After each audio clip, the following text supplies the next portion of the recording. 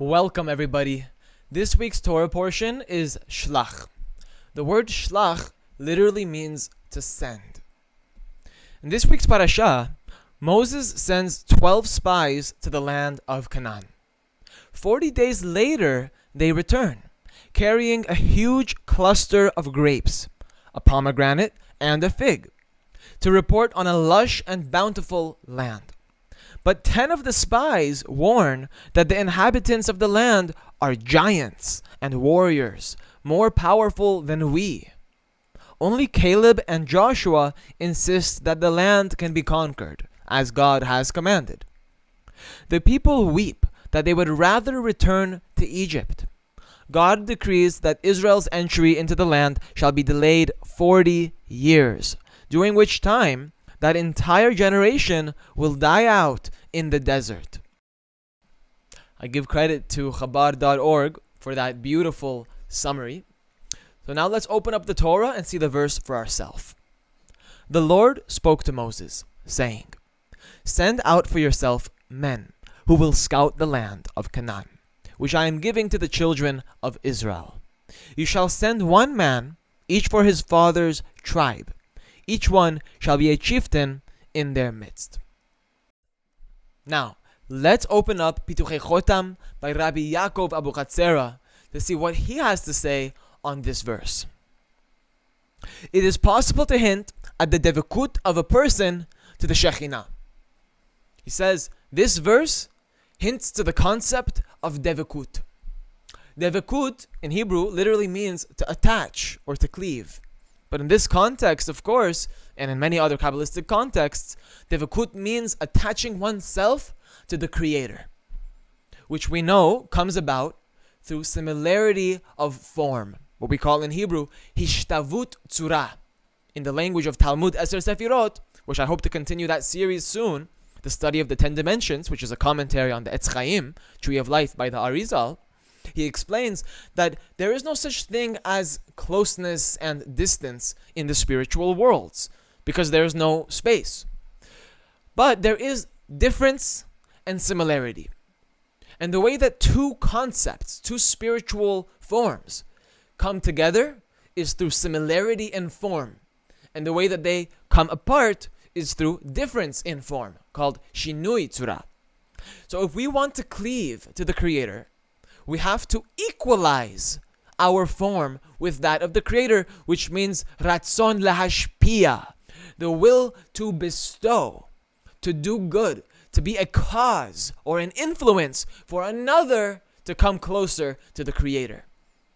Not to be a receiver or a taker, God forbid, but a giver, which means the desire to receive the light of Hashem in order to give back to Hashem, since He receives nachad ruach by virtue of you receiving the goodness that He wants to give.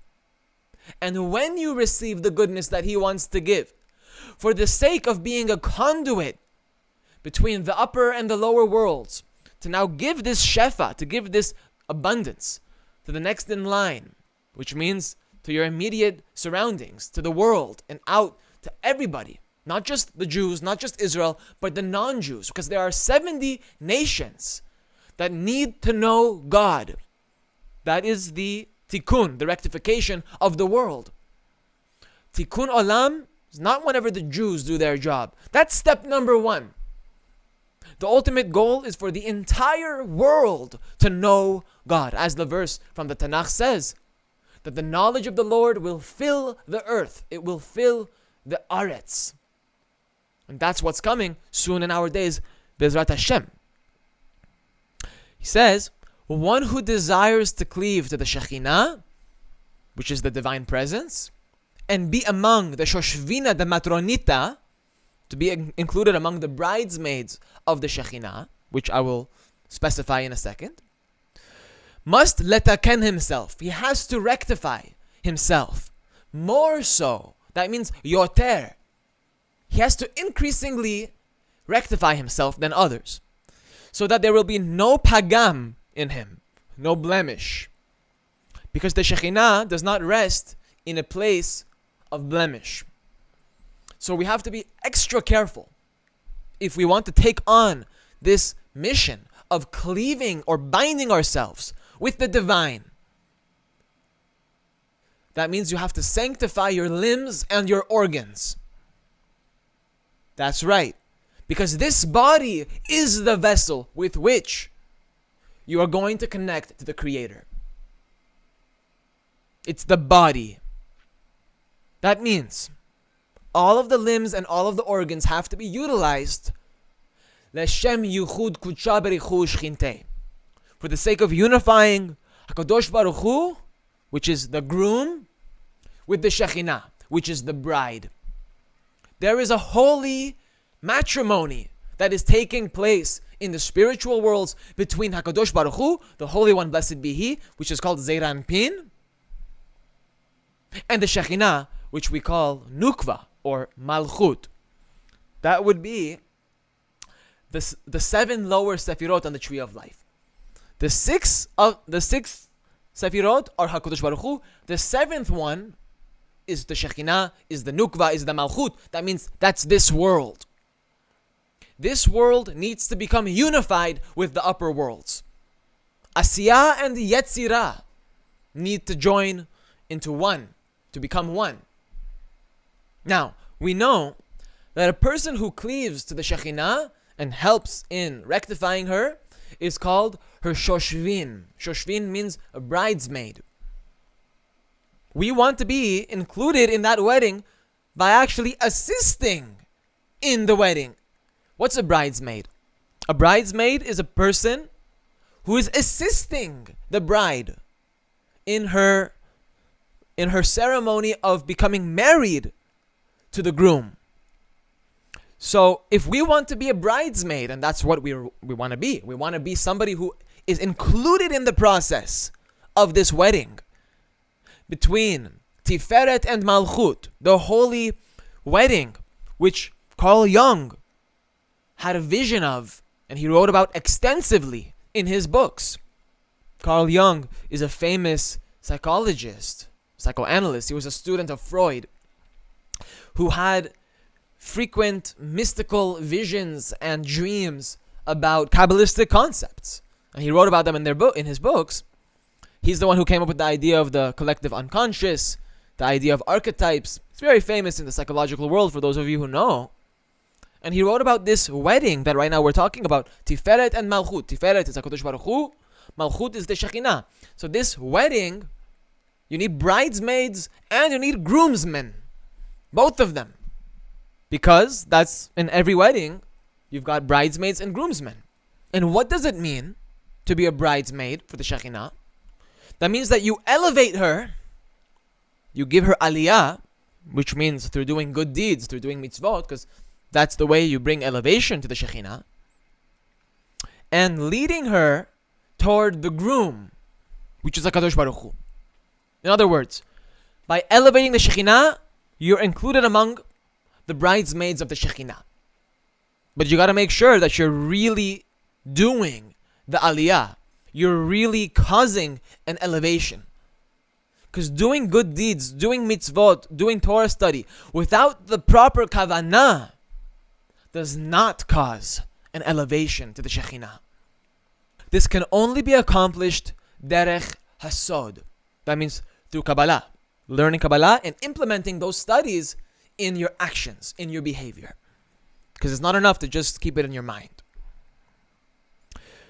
The klipot will try to entice you more than any other person in this effort. Klipot are impure forces. They are external forces that try and tempt a person into the wrong direction, which means selfishness. Short-term, momentary pleasures. Forget about the long-term goal. Forget about the greater good. Forget about L'Shem Yichud Kudsha Berichu Shchinte. Forget about the proper kavanah. Forget about praying on time, etc. Forget about doing what's right. Focus on the moment. Focus on pleasing your body. The ultimate evil. But for a person who strives to be included among those bridesmaids that cause elevation for the Shekhinah, these chitzonim, these klipot come after you more than any other person. Because where there's a greater potential for light, the darkness that you have to overcome is thicker. In order to reveal more light, you've got to overcome more darkness. That's the rule in spirituality. And it's darkest before the dawn. That means before you get to the light, you have to go through this darkness. And you have to withstand those temptations and transform them, ultimately. And HaKadosh Baruch Hu is more exacting with him than with any other person. That means Hashem, the Creator, is more meticulous with you. So if you mess up here or you mess up there, He's more precise in the way He judges, because there's more at stake. Embarking on a spiritual journey, such as the one we've described in this video so far, involves risk. There is a tremendous amount of risk, and you have to be willing to stand up every time you fall. Because people fall, and you're gonna fall. You're gonna make mistakes along this journey. But you have to have the willpower to get back up and keep moving forward. That's the key. He must be careful not to transgress any from the lo ta'aseh and to fulfill every mitzvah from the mitzvot aseh. There's two aspects to the mitzvot: aseh and lo ta'aseh. Those that you should do and those that you should not do. For example, you should honor your father and your mother. That's aseh, positive commandment, of which there are 248 in the Torah. And then there's those that you should not do. You shall not have any other gods before me. Those are the negative commandments, of which 365 exist in the Torah. Together you've got 613. That's the Taryag mitzvot in the Torah. Particularly ensuring that his limbs and organs are properly rectified, as we said earlier. As this is the Ikar Hagadol, the primary point. This is amazing. A tremendous sentence here. The primary goal is to sanctify our limbs and organs, what we call evarim. The word Avraham has the word ever in it. Ever means your limbs or your organs. Avraham is Gematria 248.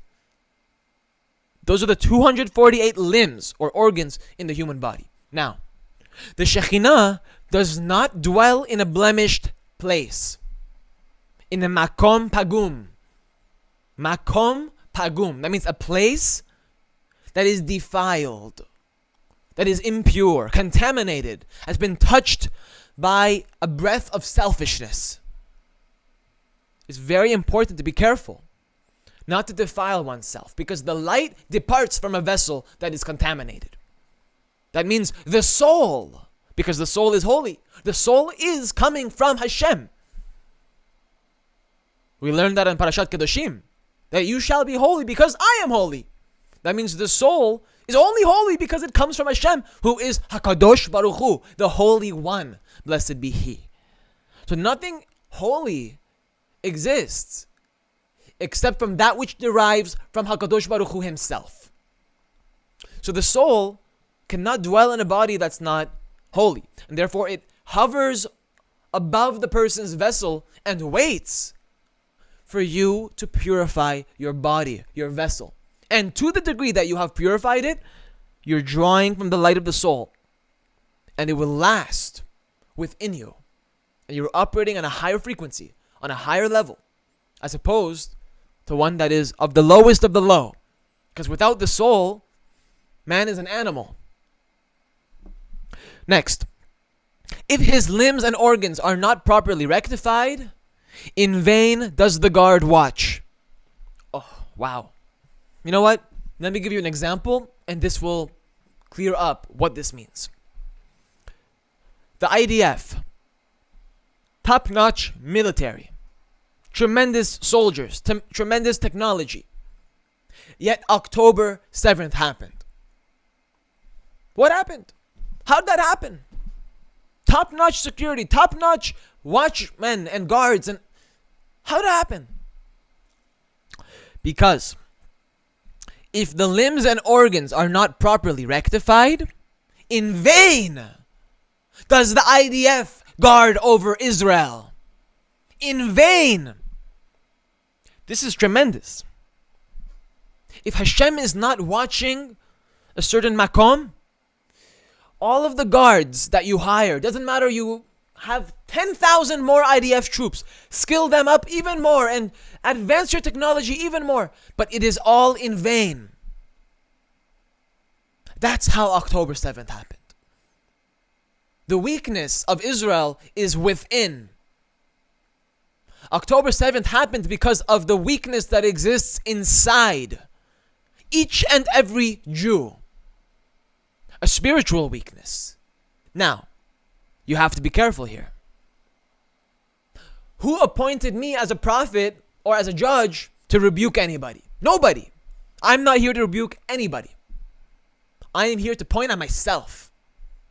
And you need to point at yourself, and she needs to point at herself, and he needs to point at himself.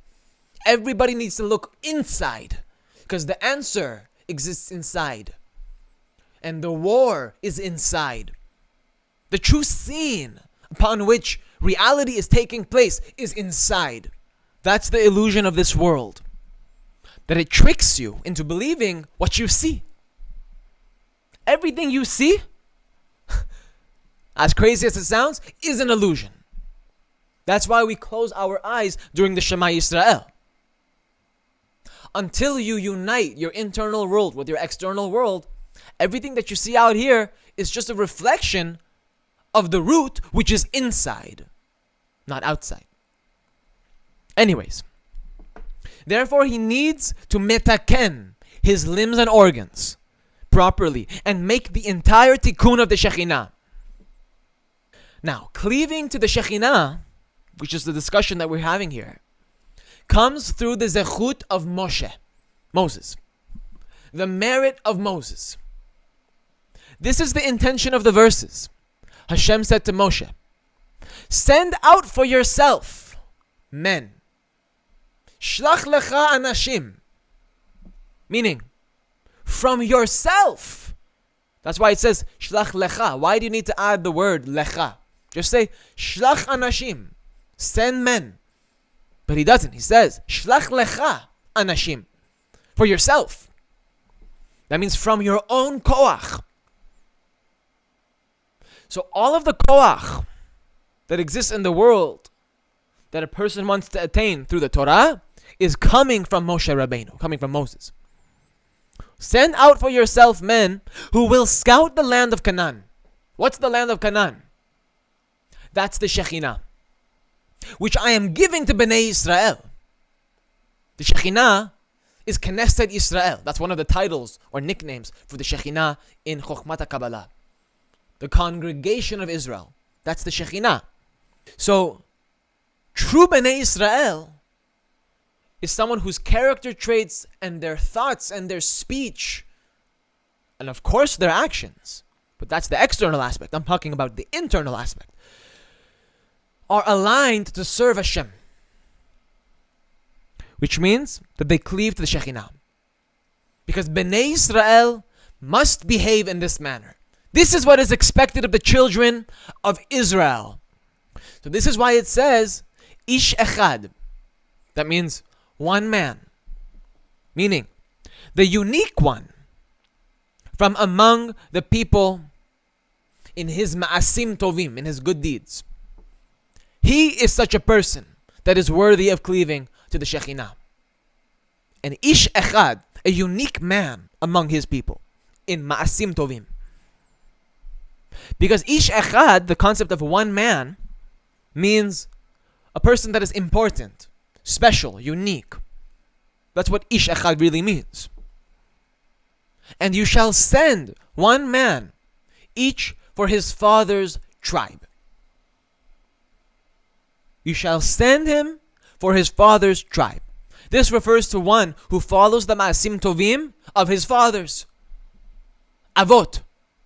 The forefathers, Avraham, Yitzchak, Yaakov, Moshe, Aharon, Yosef and David.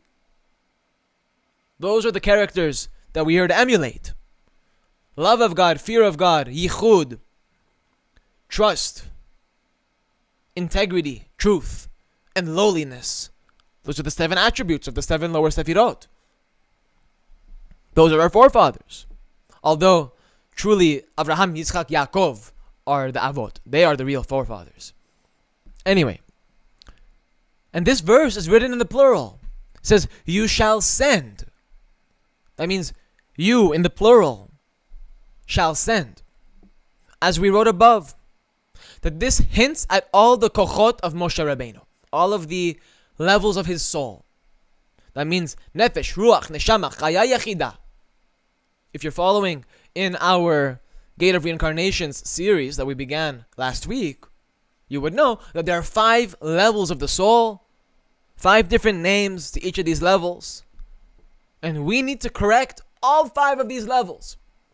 First, starting with the nefesh, and progressing our way upward through the olamot. So, why is this verse in the plural, you shall send? Because it's referring to the levels of the soul of Moshe Rabbeinu, Moses, from whose power the Kedusha is sent to Israel. The holiness of Moses is sent to Israel. And each one shall be a chieftain, a nasi, in their midst. This hints that those who cleave to the Shekhinah must be Torah scholars. They have to be nasi'im, leaders. So this is why it says here, each one shall be a chieftain in their midst. Meaning a leader in Torah, a chieftain in Torah. These are the ones worthy of cleaving to the Shekhinah. That's the whole concept of Devekut. But it all depends on the way you utilize your limbs and organs. To wrap up this video, I want to give a quick list of how each of the 12 tribes from whom a leader was sent out to spy out the land of Canaan correspond to one of the limbs or organs of the human body. I can get into this in a deeper level in another video, but just to give a quick list. The first tribe, Reuven, corresponds to the eyes. Shimon is the ears. Yehuda is the mouth. Yisachar are the lips. Ephraim is the brit. Benjamin is the right hand. Zevulun is the left hand. Yosef is the heart. Dan is the forehead. Asher is the head. Naphtali is the feet. And Gad is the nose. So the whole human body is included among these 12 tribes. Now, which one is the most important? Which one is the ikar? I'm sure you can guess it. I'm sure you can guess it. Yosef, the heart. Why? Because all of the limbs and all of the organs depend on the heart. Wherever the heart turns, the limbs and organs follow. Because no limb and no organ performs any action until the thought first arises from the heart. That's the rule. If the heart doesn't want to, you're not going to do it. But if the heart wants to, you're going to at least want to do it. And if you're not connected to the light, if you're not thinking straight, you're going to do it. Like an animal. They feel and act. They don't really think. You just act. Don't think, just do. And this idea that the heart is the ikar, the main aspect of a person's body, is found in the Zohar. The heart is the main limb or organ of all the limbs and organs in the body. And all the limbs and organs are drawn after it and are all its servants and attendants. And its likeness is to a king in the middle of a city, supervising all around him and commanding the people of the city how they should conduct themselves. That's the heart. The heart is like a king in the midst of a vast city. And it imparts strength to to all of the other limbs in the body. All the other limbs are the servants and the attendants of this heart. And they're commanded by the heart how they should conduct themselves. That depends on the heart. So really, Yosef, which is also the Brit, interesting connection here. Yosef represents the heart, but he also represents Yesod, which is the sexual organ. That means there's a unique connection between Ephraim and Yosef, because we said Ephraim is the Brit. Ephraim has the word Puru Uvu. Puru means to be fruitful. That's the Brit. In any case, I can go on and on, because there's a lot more secrets, really, that I want to reveal here from this Sefer. But I don't have the time. I started working recently. I don't have the time to go through more paragraphs, perhaps in another day. But I hope that these ideas really penetrated your heart and you remember them. And if you need to repeat the video, don't feel ashamed, because these ideas need to be understood well. If you really want to achieve the goal of being a bridesmaid for the Shekhinah, Shoshvina de Matronita. That's Aramaic for a bridesmaid of the matron, meaning the Shekhinah. Because this is a holy wedding that's taking place between Tiferet and Malchut, HaKadosh Baruch Hu, and the Shekhinah, the male aspect of the divine with the feminine aspect of the divine. The upper worlds and the lower worlds, the soul and the body, the spiritual and the physical. That's what this whole process that we've been brought down into this world is all about. Through sanctifying all of our limbs and organs and coming together to unify the name of Yud Hey and Vav Hey. So thank you so much for watching, and I will see you in the next video.